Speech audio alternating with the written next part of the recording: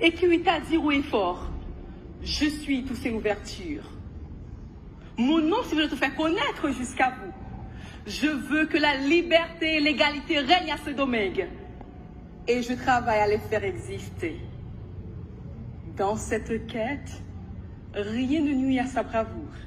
Il est passé de l'armée française, l'armée espagnole, l'armée indigène.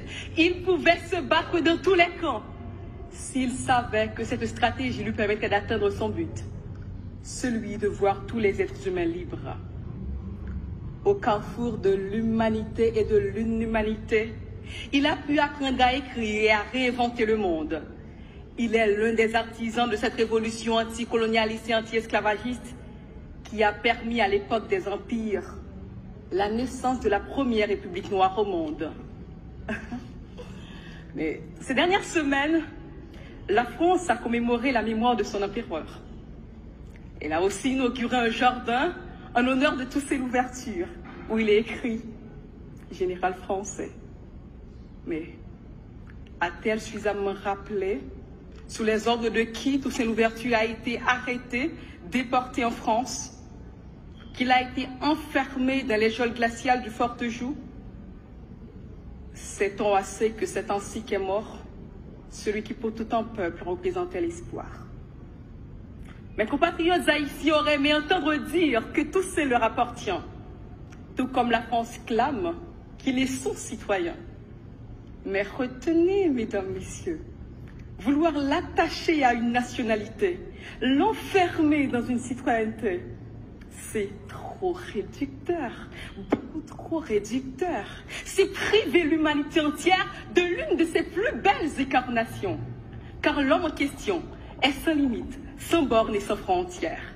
Je vous parle d'un homme qui lutta pour un possible et possible, qui a fait plus que décrocher la lune.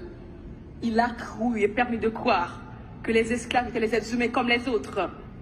Et comme les autres, ils avaient droit à la dignité, au prix de cette terrible devise, vivre libre ou mourir. C'est avec des lettres de sang que les esclaves de Saint-Domingue ont écrit l'universalité des droits humains. C'est ainsi qu'ils ont revendiqué en acte le droit à l'autodétermination des peuples, de tous les peuples. Un peu ce qui est écrit à quelque part d'ici, au jardin de Luxembourg.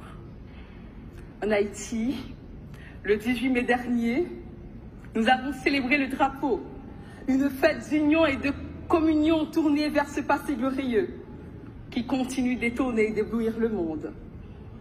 Comment, me direz-vous, avons-nous pu faire cela pour en arriver là? Où sont passés ces idéaux de liberté et d'égalité? Vous me direz sans doute qu'ont fait, que font ces pays amis auprès de qui les Haïtiens ont payé si chèrement leur liberté.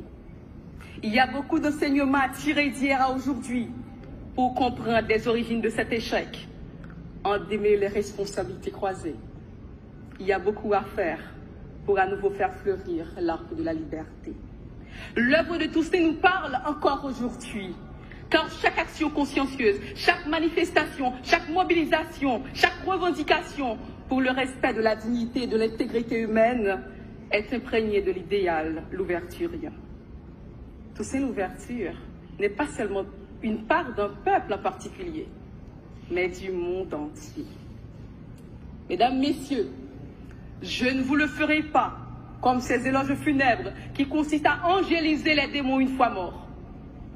Je ne vous dirai pas que mon Toussaint, notre Toussaint a été un saint et qu'il n'a eu que des forces et aucune faiblesse.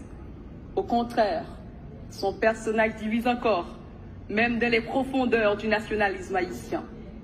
Il a souvent été incompris et parfois incompréhensible.